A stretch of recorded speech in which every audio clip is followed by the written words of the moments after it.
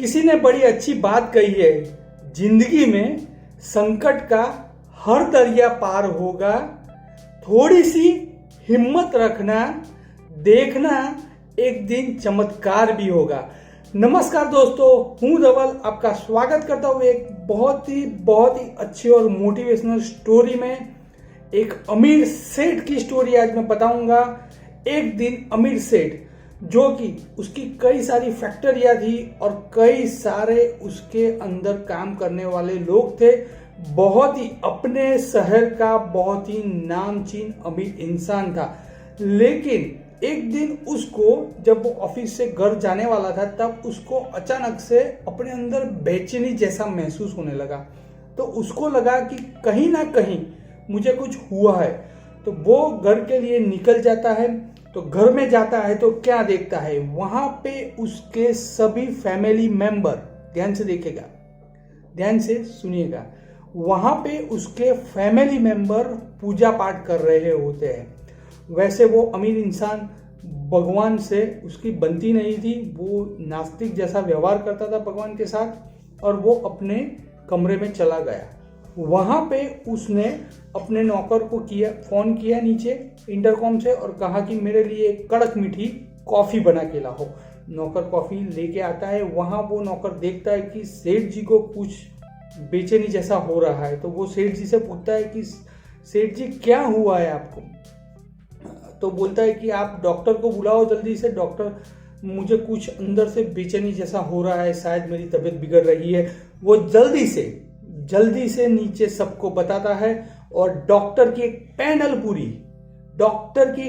पूरी उसके कमरे में आ जाती है और सभी डॉक्टर अपने अपने तरीके से उसका चेकअप करते हैं। लेकिन उस चेकअप में कुछ भी ऐसा रोग उसमें पाया नहीं जाता। वो रिपोर्ट निकालते, हर एक रिपोर्ट नॉर्मल आता है।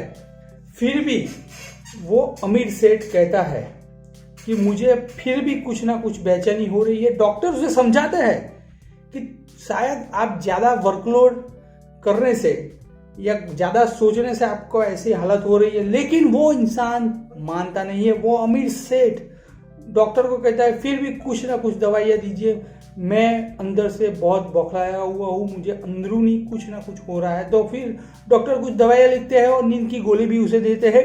लेकिन उसके बाद वो नींद की गोली लेता है, शाम का भोजन भी खाता है और भोजन खाने के बाद आराम से अपने कमरे में सोने जाता है। लेकिन वहां पे उसे नींद नहीं आती दोस्तों। जी हाँ, वहां पे उसे नींद नहीं आती है। वो करवटें बदलता है और ऐसे ही करवटें बदल के रात के 3 बज जाते हैं, उसे नींद नहीं आती। तो वो सोचता है चलो मैं नीचे गार्डन में टहलने जाता हूँ, और वो वहां से टहलने जाता है अपने बंगले के बाहर के गार्डन में। लेकिन विचारों में ऐसा खोया हुआ है कि वो अपने गार्डन से बाहर जाके रास्ते पे जाता है और टहलते टहलते कहीं दूर निकल जाता है कोई नदी के किनारे पे, और वहां शांति से वो बैठता है। लेकिन अचानक से वहां पे एक कुत्ता आता है और उसका एक चप्पल वहां से अपने मुंह में दबोच के भाग जाता है, और उसके पीछे वो सेठ भी चप्पल लेने के लिए दौड़ता हुआ भागता है, और वो कुत्ता बाजू की एक झूपड़पट्टी में जाता है। देखना दोस्तों, अभी कुछ होने वाला है, ध्यान से एंड तक बने रहिएगा। तो जब वो कुत्ता जाता है, उसके पीछे पीछे वो सेठ भी अपना चप्पल लेने जाता है, और वहां झोपड़पट्टी के इलाके में जाके सेठ कुत्ते को नजदीक आके बोलते हैं और कुछ ऐसा करते हैं कि कुत्ता वहां पे चप्पल रख के कुत्ता भाग जाता है, और वहां पे सेठ अपना दूसरा चप्पल पहन लेता है और फिर सोचता है कि चलो बहुत देर से मैं बाहर हूं, घर चलता हूं। और जैसे ही वो सेठ 4-5 कदम बढ़ाते हैं आगे जाने के लिए, वहां किसी एक झोपड़पट्टी में से जोर से रोने की आवाज आती है। जी हाँ दोस्तों, अचानक से सेठ उनके कानों में ये आवाज सुनते हैं और ये सोचते हैं कि यहाँ पे इतने जोर से कौन माथा पटक पटक के रो रहा है। लेकिन फिर सेठ को ऐसा विचार आता है कि जाने दो, मुझे क्यों खाली फोकट बखेड़े में पड़ना है, मैं खुद ही अंदर से इतना परेशान रहता हूं। और सेठ ऐसा सोच के आगे चलते हैं। लेकिन एक बार फिर से उनको विचार आता है कि एक बार देख लेने में, कौन रोता है वो देख लेने में क्या हर्ज है। तो सेठ पीछे जाते हैं और झोपड़पट्टी में एंटर होते हैं जहां से आवाज आ रही थी, और वहां अंदर जाके वो सेठ बोलते हैं कि बहन जी मुझे माफ करना, लेकिन मैं यहां से गुजर रहा था तो मुझे आपके रोने की आवाज आई, इसलिए मैं आपको पूछने के लिए आया हूं। तो वो जो औरत रो रही थी वो बता रही, क्या बताऊं सेठ जी, मेरा 7 साल का बच्चा इतना बीमार है कि उसे कोई हेल्प नहीं कर रहा है, उसका ऑपरेशन करवाना अर्जेंट है। तो वो सेठ जी बोलते हैं कि इसमें आप रोओगे तो क्या सॉल्यूशन हो जाएगा? ऐसे माथा पटक पटक के रोओगे और चिल्लाओगे तो क्या सॉल्यूशन आपको मिल जाएगा, कोई आपको मदद करेगा? तो वो औरत कहती है कि कल रात मेरे यहाँ एक महाराज यहाँ से गुजरे थे, उसने बोला था कि सुबह में 4 बजे माथा पटक पटक के रोना तो तुम्हारा ये बच्चे का ऑपरेशन हो जाएगा। वो सेठ जी मनी मन मुस्कुरा रहे होते हैं, लेकिन उन्हें ऐसा विचार भी आता है कि शायद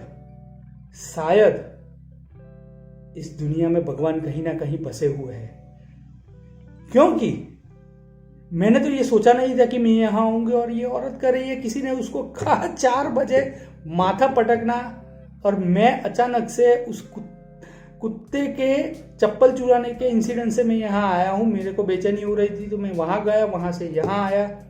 जरूर कुछ ना कुछ चमत्कार इस महिला के लिए होने वाला था, इसलिए उनको रियलाइज होता है और वो तुरंत एम्बुलेंस को कॉल करते हैं और तुरंत बच्चे को एडमिट करते हैं और डॉक्टर को बताते हैं कि जो भी खर्चा आएगा बच्चे को बचा लेना, और पूरा खर्चा वो सेठ जी देता है। और उस औरत को बोलते हैं कि मेरी कई सारी फैक्ट्रियाँ हैं, आप वहाँ पे आ जाना, काम करना, और मेरे सर्वेंट क्वार्टर में आप रहना भी वहीं पे।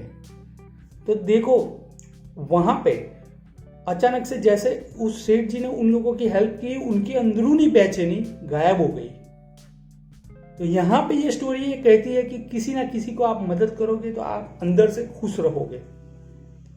आई होप आपको ये छोटी सी कहानी बड़ी मजेदार तरीके से जो मैंने सुनाई आपको मजा आया होगा।